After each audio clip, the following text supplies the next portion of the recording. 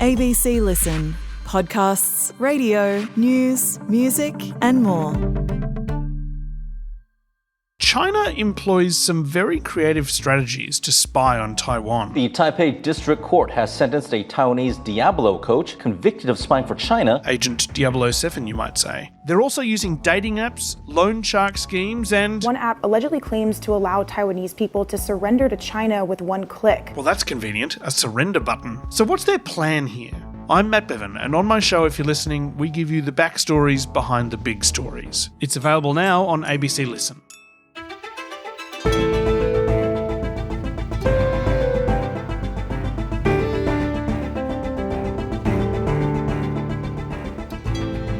Imagine being able to claim thousands and thousands of dollars in expenses so your family can join you on work trips, to fly business class to New York, and for private drivers to take you to the biggest sporting events. Well, Minister Anika Wells is under intense pressure to justify her use of taxpayer funds, even if it's all within the rules. Today, Chief Political Correspondent at The Conversation, Michelle Grattan, on whether politicians deserve the benefits and why it's both a honeypot and a trap. I'm Sydney Peed on Gadigal Land, Sydney. This is ABC News Daily.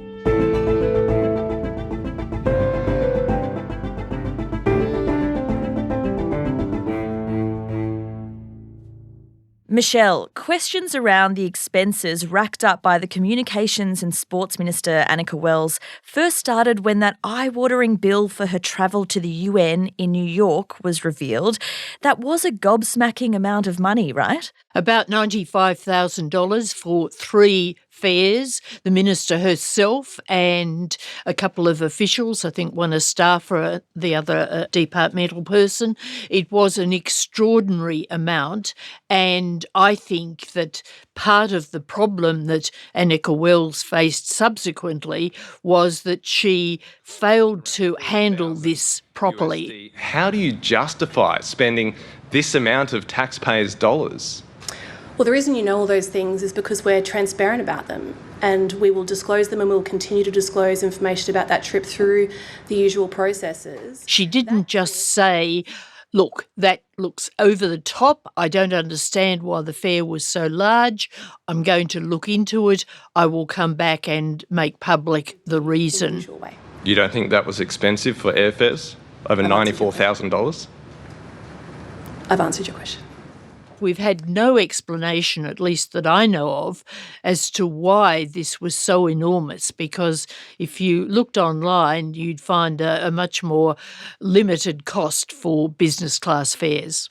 Well, she was originally supposed to fly out with the Prime Minister on his jet, but ended up flying commercial last minute. But the Prime Minister, Anthony Albanese, he was quick to defend the minister over the travel bill, and it was the Prime Minister's office that approved the travel costs. Well, Anika Wells was, of course, doing her job as the Communications Minister who's in charge of this world-leading legislation. As a government, we make calls, David. But on this decision to go ahead with that flight, that's your decision. We make decisions as a government, David. But since then, there have been more dollar figures in the media around the taxpayer funds she used. So what else has the minister been spending big on? Well, she does seem to have exploited a number of entitlements that politicians have. She's taken her husband to sporting events where she's had free tickets, and the cost has been covered by the taxpayer of his transport.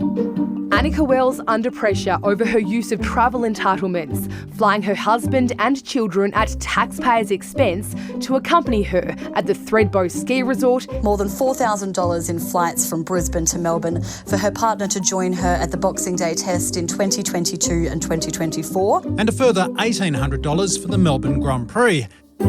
She's been to a couple of birthday parties, wrapping around the parties official engagements, and this, frankly, is a bit of a rort. So what you see is a minister who has a social engagement but can claim the allowances on the taxpayer because they put a number of official meetings on one side or other or both sides of that engagement. some of those official engagements wouldn't have been undertaken if a minister had not wanted to go to that place for some other purpose anyway.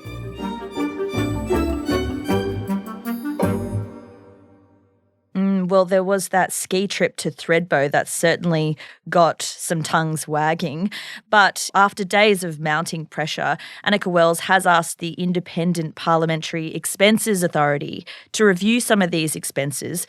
She says it's for the avoidance of doubt. These rules are set at arm's length from parliamentarians. These rules were made under the previous government. I have, during my time, I've abided by the rules the whole time I've been a parliamentarian. Parliamentarians must follow the rules. I have followed the rules. But while all that spending might seem a bit extravagant to some, as far as we know, Michelle, she hasn't actually broken any rules here. Well, she says that. It may well be true, but the rules are pretty slack. They do allow for judgment by the politician, by the minister, as to what's fair enough. And I think in some of these cases, for example, you mentioned that ski trip, that was to Thredbo. She had a Paralympic meeting there and took the family with her.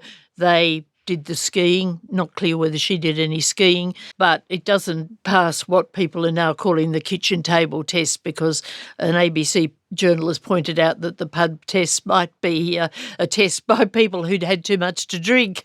So we talk about the kitchen table test now. It doesn't pass that. Now, on this question of referring her use of the entitlements to the watchdog authority, I think that there's a dual motive here, not just to remove any doubt, as the minister says, but to try and limit questioning of the minister and of the Prime Minister of this on the very day that the social media ban came into effect. They had to be out in the media. They wanted to minimise the opportunity for questioning about the scandal.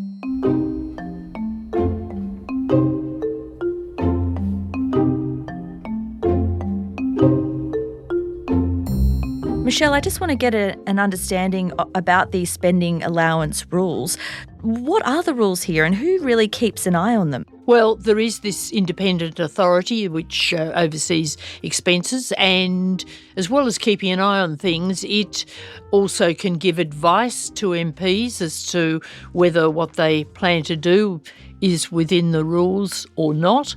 On this family reunion aspect, the politicians get an entitlement to the equivalent of a certain number of airfares, and that's supposed to be to give them a chance to spend time with their family. For example, they can bring the partner and the kids to Canberra when Parliament's sitting, and therefore they get a bit more family time. But they can also take the partner and the kids to some other place in the country when they, the parliamentarian, have duties there. So you can get some very long trips from Brisbane to Perth or wherever, and they're obviously expensive. Now, the rules around ministers are a bit tighter in a sense, or at least they put more emphasis on the minister, essentially to keep in mind proper, reasonable behaviour, if we can summarise it that way. But they are very loose. Well, Anika Wells is certainly not an outlier here. ABC reporting shows that over the last parliament, she was ranked 18th biggest spender on Comcars, that's the government car service, 34th on family reunion spending, and 17th for international travel. So a lot of politicians are accruing huge bills to get them and their families around, Michelle. Absolutely, and this is one reason why Anika Wells will survive this crisis, because if she was thrown to the wolves, as it were, then half the cabinet would be out, half the parliament would be out. But the Prime Minister himself has been claiming this family reunion allowance, and his partner, now wife, Jodie Hayden, travelled to various sporting functions to accompany him when he had free tickets. Now, one of the defences that Anika Wells and the Prime Minister have made in relation to her travel has been that the sports minister obviously needs to attend as part of her duties a number of sporting events. I've got 3 different portfolios. I have countless requests to be in all different towns and cities to do all different things. I understand that people want value for taxpayer money. I take taxpayer money really seriously, and I'm happy for you guys to have this debate and to keep answering the questions. But she seems to attend everything, including the opening of the envelope. Michelle, why do you think all of this is coming out now? The ABC's Patricia Carvelis reports that there is a belief in Labor circles that an internal competitor is waging a campaign against Anika Wells. Publicly, the minister's colleagues are backing her, but is she safe? I did see that suggestion. I don't know. I have no knowledge of where this came out, but it's also possible that somebody said, maybe a colleague, maybe someone else, well, look at the cost of sending the minister to New York. And of course that acted as a trigger for all this other material to emerge publicly. Once the media and the opposition got the scent of some blood in the water, of course they went on a hunt for what else was there. And of course we've seen plenty of politicians over the years cop a lot of criticism from the public for their spending entitlements. Just a quick history lesson for us, Michelle. Who else have we seen caught up in this kind of scandal? Well, of course, there was the famous helicopter affair when Bronwyn Bishop cost the taxpayer more than $5,000 to take a helicopter from Melbourne to Geelong for a Liberal fundraiser.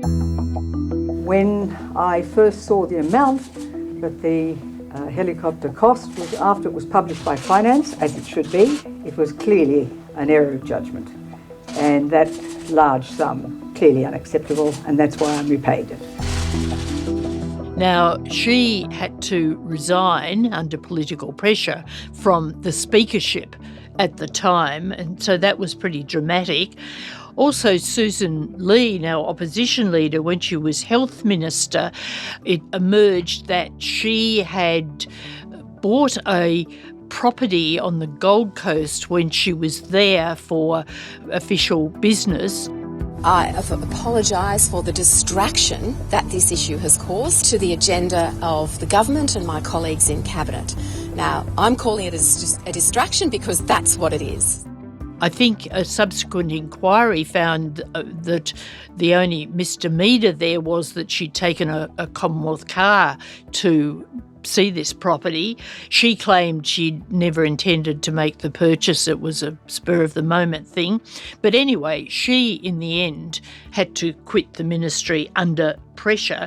And then, of course, there was Tony Burke. Now, he took the family to Uluru when he was minister in the Gillard government. This later caused immense controversy, and he ended up years and years afterwards, in about 2020, paying back thousands of dollars for the family costs. No one can satisfy an argument that says that kid should have been flying business class and accept that argument absolutely. So it can cost ministers a lot in terms of their jobs or financially when these things happen. Michelle, how sympathetic are you to the plight of politicians? They work long hours, sometimes 7 days a week. They travel the country away from their families. Is it reasonable that they have this big bag of cash to spend on things like family reunions? I'm a bit torn about this. I agree that it's a demanding job. On the other hand, they're not conscripts and they fight tooth and nail to get into these political roles, obviously, within their parties and then at elections. They are well paid, and I think that in terms of the general public's thinking these days, when so many people are under a lot of financial pressure, they look at people who have substantial resources and they say, well, is it reasonable that they do get the extent of entitlements that they do? I think, for example, on the family reunion entitlement, it's reasonable that people get an entitlement to bring partners and kids to Canberra on a reasonable number of occasions. But I don't think it's reasonable that they can fly their family to some other place for what is essentially a family holiday. I think that entitlement could be tightened. But I think also the attitude of politicians and of ministers needs to be different. At present, they sort of think, well, the entitlement's there and I'll use everything to the limit. I think they need to live by a rule of moderation. What's reasonable? When should I be putting my hand in my own pocket, like many other people have to do, and when is it fair enough to charge the taxpayer? Michelle Grattan is the Chief Political Correspondent at The Conversation and a Professorial Fellow at the University of Canberra. Audio production for this episode by Sam Dunn. Our supervising producer is David Cody. I'm Sydney Peed.